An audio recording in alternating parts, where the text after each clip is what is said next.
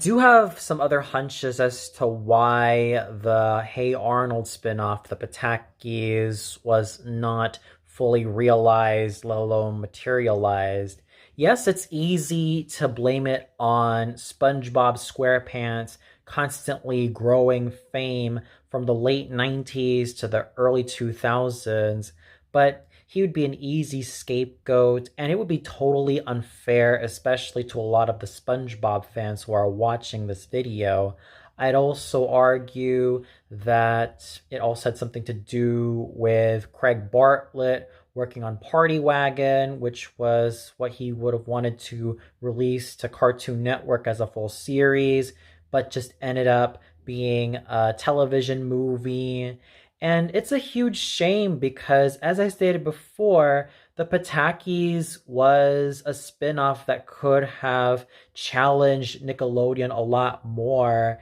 and therefore get out of their comfort zones rather than just relying on their cash cows such as SpongeBob SquarePants and Fairly Odd Parents, plus whatever new, let alone old material they could continue to make money out of. It's a huge shame because it would have been very fascinating to see Big Bob, Miriam, Olga, and Helga be a lot more fleshed out because, as we've seen in the Hey Arnold television series, they are a depiction of a dysfunctional family. Big Bob and his blowhard ways, Miriam being the jaded alcoholic, Olga trying her absolute darndest to be the perfect older daughter, and Helga, who is pretty much emotionally and psychologically frustrated